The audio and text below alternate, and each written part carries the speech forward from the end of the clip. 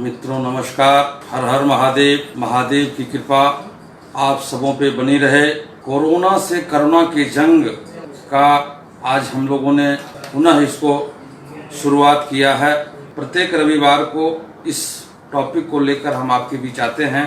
Corona की इस वैश्विक महामारी ने देश और दुनिया को दहला के मित्रों रख दिया है। ये बड़ा ही दुर्भाग्य का विषय है।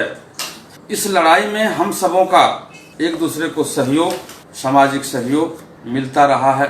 आज संख्याएं दिन प्रतिदिन बढ़ती जा रही।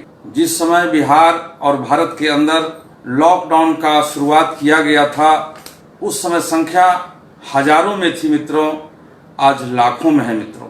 हम दुनिया के तीसरे नंबर पर पहुंच गए और बिहार भारत के 11वें नंबर पर पहुंच गया। आप इन बातों को समझ सकते हैं। हम कहाँ खड़े हैं, किन परिस्थितियों में खड़े हैं। उन परिस्थितियों से हमें लड़ना है और लड़कर इसमें विजय प्राप्त करना है मित्रों। सवाल कई प्रकार के आपके भी मन में होंगे, मेरे भी मन में है। संख्याओं का जो अनुपात है वो इतना बड़ा है और उससे जो स्वस्थ होकर निकलने वाले की संख्या है वो उस काबिल नहीं है। जिस अनुपात में इसकी संख्याएं बढ़ रही है, 40 से 45% हमारा जो है डिप्रिसिएशन है। 100 लोग की संख्याएं अगर बढ़ती है तो 60 लोग ही ठीक होते हैं, 40 लोग हॉस्पिटल के बेड पे पड़े रह जाते हैं। आप ये बातों को समझ सकते हैं कि अगर 40 के अनुपात में भी हमारी वृद्धि है तो आने वाले समय में हमारी कितनी संख्याएं होंगी, हमारे कितने परिवार के लोग प्रभावित हो सकते हैं। सवाल आपके भी मन में है, सवाल मेरे भी मन में है, सवाल दुनिया के भी मन में है। लेकिन इससे बचने और बचाने का रास्ता न सरकार के पास है, न शासन के पास है, न प्रशासन के पास है, जैसा मैं मानता हूं। क्योंकि सरकार जिन नीतियों को लेकर चलती है उसके सभी परिणाम सकारात्मक नहीं होते हैं। तय करना हमारा काम है। जब हम तय करेंगे कि हम अपने आप को कैसे बचाएंगे, हम अपने आप को कैसे बचा पाएंगे, ये हमारे लिए मौलिक विषय है।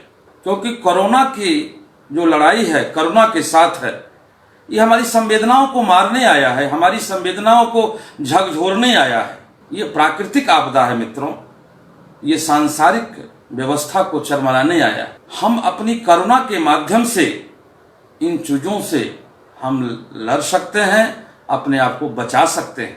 सवाल कई प्रकार के हैं, उन सवालों को ढूंढना होगा। चाहे युवा हों, बेरोजगार हों, शिक्षक हों, छात्र हों, किसान हों, महिला हों, कामगार हों, तमाम व्यवस्थाएं चरमरा चुकी है। एक वैक्यूम सी स्थिति हो गई है मित्रों।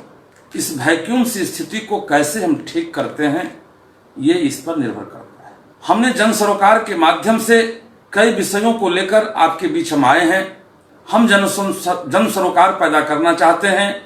जन सरोकार सरकार की नीतियों के न विरोध में काम करती है, लेकिन सरकार की नीतियों के अच्छाई और बुराई का अवलोकन जरूर करती है। हम इन सरकारों पर भरोसा नहीं करें, हम आत्मनिर्भर भाव के रूप में अवस्थित होकर अपने उद्देश्यों को पूर्ण करें। चारों तरफ हाहाकार है, चारों तरफ चित्कार है। कहीं डॉक्टर मर रहे हैं, कहीं पुलिस पदाधिकारी मर रहे हैं, कहीं हमारे युवा साथी मर रहे हैं। संख्याओं का अनुपात नहीं है, सरकार आंकड़े छिपा रहे हैं। अरे दुर्भाग्य का तो वो बात है कि सरकार जब आंकड़े छुपाने लगेंगे, सही बातों का अवलोकन नहीं हो पाएगा। संख्याएं कितनी है, जांच कितनी होनी चाहिए, यह भी सवाल है। कई सवालों के साथ हम आपके साथ संवाद कर रहे हैं। हम आपके साथ संवाद करना चाहते हैं।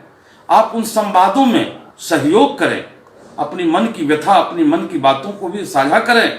हो सकता है एक निराकरण तक हम पहुंच सकते हैं। निराकरण कोई करने नहीं आएगा मित्रों, निराकरण हम सबों को ही करना होगा।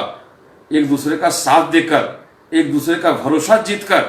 हम लगातार प्रयत्नशील हैं, हम लगातार लगे हुए हैं, चाहे वो रोजगार के सवाल पर, चाहे वो शिक्षा के सवाल पे, चाहे वो स्वास्थ्य के सवाल। आज कोरोना जैसी वैश्विक महामारी के इस दौर में भी जांच कराने के लिए लंबी कतारें लगी हुई है, वहां पैरवी करना पड़ता है। पैरवी सुनने वाला कोई नहीं है मित्रों।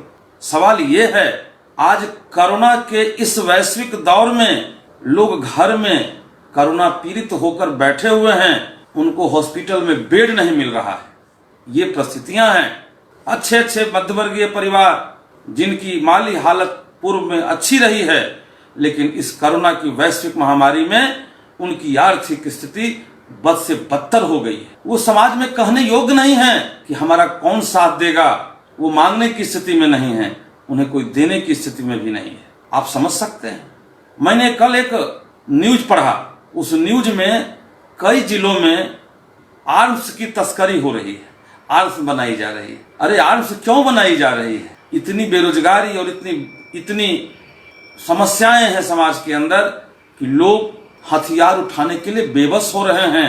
बेरोजगार नौजवान उस लड़ाई को लड़ने के लिए तैयार हो गए हैं। न हम सुरक्षित हैं, न आप सुरक्षित हैं। मित्रों, हो सकता है हम भी कुछ कर सकते हैं, आप भी कुछ कर सकते हैं। इसलिए वक्त है रोजगार के सृजन के लिए। जिनकी जो प्रतिभा है, मन के अंदर डर है, मन के अंदर लगता है कि हम सफल नहीं हो पाएंगे, हमको सरकारी नौकरी ही चाहिए, हमको प्राइवेट नौकरी ही चाहिए। नौकरियों की संख्या दिन प्रतिदिन घटती जा रही है, सरकार की नीतियां बदलती जा रही है, प्राइवेटाइजेशन होता जा रहा है। उन दौर में हम कैसे अपने आप को सुरक्षित रख पाएं, ये भी हमारा एक बड़ा विषय है। हम जितना भी कर सकते हैं आपके लिए करने के लिए तैयार हैं। हमारे पास जो भी ज्ञान शक्ति है, जो भी बौद्धिक शक्ति है, जो भी बुद्धि शक्ति है, उसका सदुपयोग करके मैं आपके अंदर आत्मबल पैदा करना चाहता हूं, आपके अंदर संस्कार पैदा करना चाहता हूं, आपके अंदर जो असहयोग की भावना है उसको सहयोग के रूप में मैं प्रदर्शित करना चाहता हूं, ताकि समाज का कोई ऐसा नौजवान अगर कुछ करना चाहता है, कुछ आगे बढ़ना चाहता है, उसके अंदर कोई भय है, कोई डर है कि मैं सफल नहीं हो पाऊंगा, तो वेंकटेश शर्मा आपके साथ खड़ा है। आप आएं, हम आपके सहयोग के लिए निरंतर तत्पर हैं। जहां भी हमसे जो समर्थन सहयोग प्राप्त आप करना चाहेंगे, मैं पूरे मन तन से आपका साथ दूंगा। और जहां तक सवाल है रोजी रोजगार का, स्वास्थ्य शिक्षा परिवार का, आप चलने के लिए तैयार हों, मैं आपके साथ रास्ता बताने के लिए मैं तैयार। आपके अंदर का जो डर है, जिस डर के बदौलत आप अपने घर से पैर नहीं निकाल रहे हैं, जिस डर के कारण आप नहीं चाहते हैं कि मैं कुछ करूं और कहीं मुझे घाटा न लग जाए, मैं असफल न हो जाऊं। सफलता और असफलता के बीच की जो दूरी है, बहुत छोटी दूरी है, वो आपका आत्मबल है। जिस दिन आपके अंदर आत्मबल आ जाएगा, उस दिन आत्मनिर्भर आप हो जाएंगे। आत्मबल को जगाना है, आत्मनिर्भर भारत बनाना है।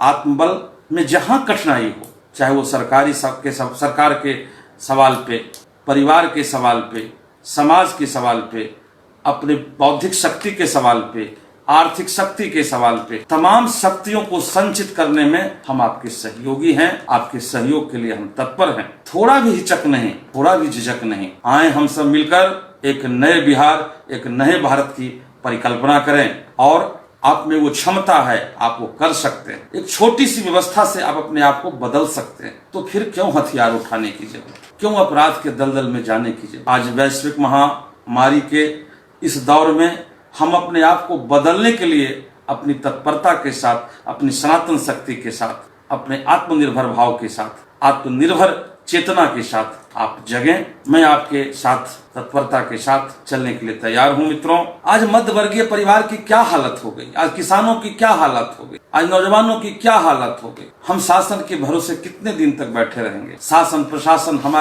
हमारे अंगों का शोषण करता रहेगा और मैं देखता रहूंगा उन दिनों तक कि मैं भिखारी न बन जाऊं, मैं दाता के रूप में नहीं, मैं पाता के रूप में पाता रहूं। अरे भाई, दाता के रूप में आपको आगे आना होगा।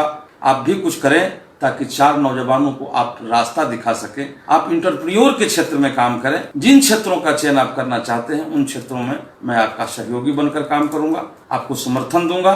जो भी तकनीकी समस्याएं हैं उसको दूर करने का कोशिश करूंगा, ताकि आपके अंदर की चेतना नहीं मरे। इन्हीं बातों के साथ मध्य वर्गीय परिवार की जो मासिक स्थिति है, मासिक खर्च की जो स्थिति है, वो डगमगा चुकी है, चारों तरफ से घिर चुके हैं। रोजगार सृजन के लिए जो उनके पास क्षमताएं थी, उन क्षमताओं में गिरावट आई है। उन समस्याओं का निराकरण सरकार के पास नहीं है मित्रों, वो आपके बदौलत ही संभव है। आप ही जब चलेंगे। और इस कोरोना की जो वैश्विक महामारी है, कोरोना और करुणा के बीच का जो जंग है, इस जंग में हम आपके साथ लड़ने के लिए तैयार हैं। आप आगे बढ़ें, हम आपका साथ देंगे। धन्यवाद, नमस्कार।